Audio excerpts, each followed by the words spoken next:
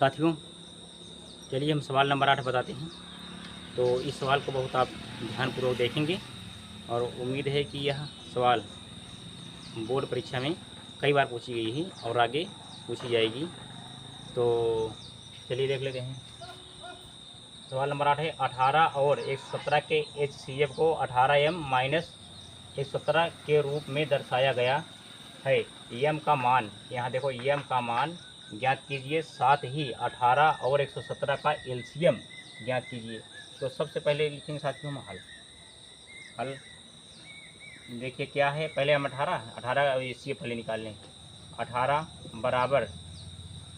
बराबर 2 तिहाई 6 तिरिक 18। अब क्या है, 117 है, इसका निकल गया, 117 का निकालिए।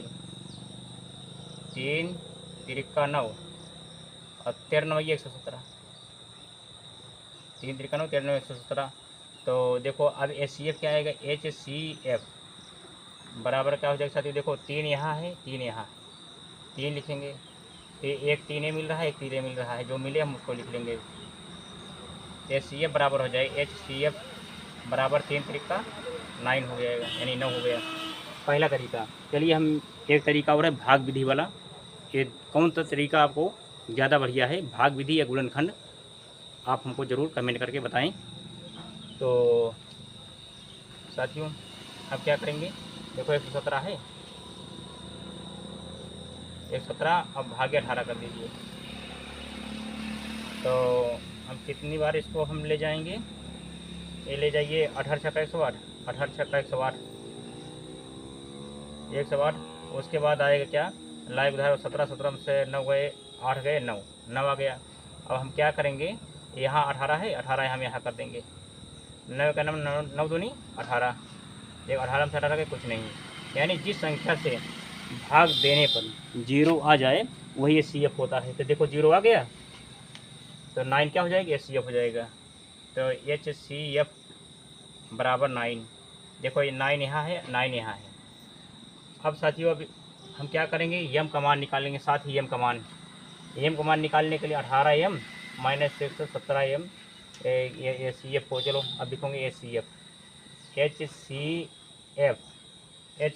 लिख करके बराबर करके और 18m माइनस 117।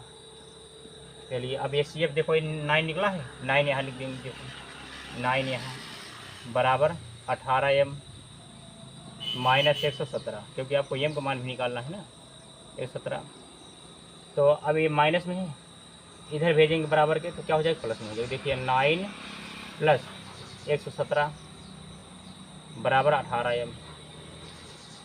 तो ये 117 प्लस 9, 17 3 बीच 26, 126 आएगा, 126 बराबर 18m। तो m बराबर 126 बटे 18, 18 का नाम 18, 18 सत्ते 126, ठीक। तो m का मान आया साथियों, m बराबर आया 7। चलो PDM कर दिए, भागेगा नहीं। अब साथियों अब क्या करेंगे, इतना करने के बाद देखो HCF 9 आ गया, m का मान 7 आ गया, और क्या पूछा है, 18 और 117 का LCM ज्ञात कीजिए। तो LCM ज्ञात करने के लिए क्या करेंगे, फिर लिखेंगे पहली संख्या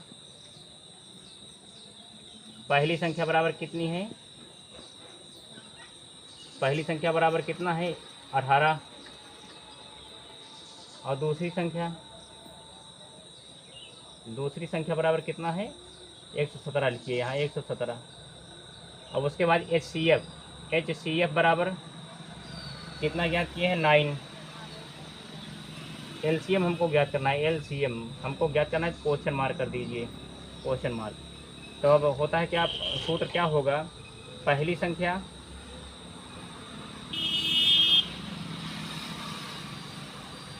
गुणे दूसरी संख्या बराबर HCF गुणे LCM हो गया। तो साथियों क्या करेंगे, पहली संख्या कितना है, पहली संख्या है 18, 18 यहाँ रखेंगे 18, दूसरी संख्या कितनी है 117, बराबर HCF कितना निकला है 9 निकला है। हाँ 9 रख दीजिए। LCM हमको ज्ञात करना है, LCM। उम्मीद करता हूँ साथियों आप बिल्कुल हमारे साथ लग कर लिख रहे होंगे और बढ़िया से समझ रहे होंगे। तो देखो LCM बराबर क्या हो जाएगा 18 गुणे 117। 117 एक गुणे में है, अब भाग में चला जाएगा 9। तो 9 का 9 दूनी 18। तो LCM बराबर आएगा LCM इक्वल टू 2 गुणे 117। चलो हम गुणा कर देते हैं। LCM 2 से 14 4 हाथ है 1 और 2 1 2 1 3 2 1 2 यानी 2 34 आ गया। चलिए इसको हम PNM कर देते हैं। भाग्य नहीं आंसर है बच्चे कहते हैं सर आंसर PNM बंद कर दिया करो। तो LCM कितना आया है 234, IM का मान आया 7 और HCF आया है 9। आप लोग यहाँ से लेकर पूरा यहाँ तक नोट कर लीजिए साथियों।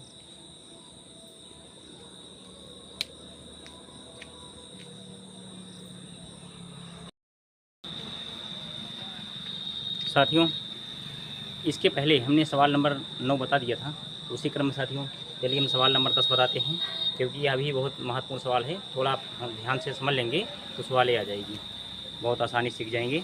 तो चलिए साथियों देख लेंगे क्या है। जांच कीजिए कि क्या किसी प्राकृतिक संख्या n के लिए संख्या 6n अंक 0 पर समाप्त हो सकती है। तो सबसे पहले लिखेंगे साथियों हम हल। तो सर क्या है 6n है ना, 6n बराबर क्या हो जाएगा साथियों। देखो 2/6 उसके बाद फिर n यहाँ लगा दीजिए।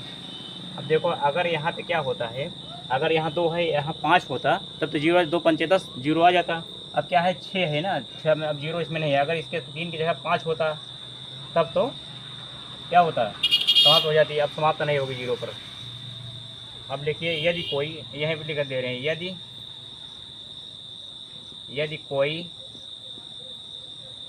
यदि कोई संख्या, यही नियम जो आपसे भी मैंने बताया 0 वही लिख रहे हैं पूरा। संख्या शून्य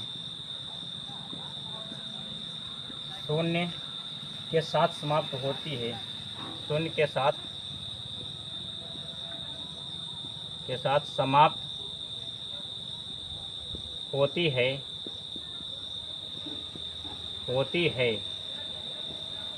शून्य के साथ समाप्त होती है तो उसके अभाज्य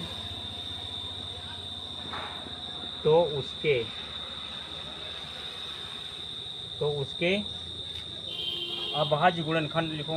उसके अभाज्य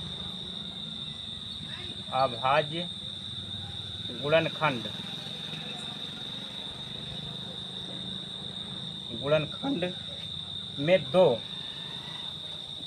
2 और 5 क्या होते हैं, 5 शामिल हो रहता है या सम्मिलित होते हैं। शामिल रहता है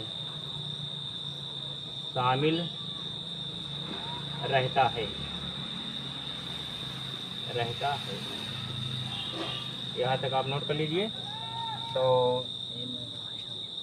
रहता है तो लिखो इसलिए 6n के अभाज्य गुणनखंड में, n के अभाज्य गुणनखंड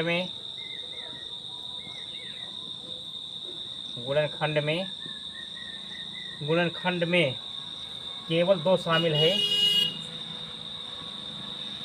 केवल 2 शामिल है, क्योंकि 2 है इसी। देखो 2 शामिल है,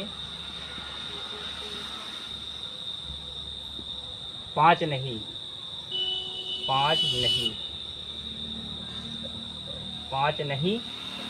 2 शामिल है, लिख दो 2 शामिल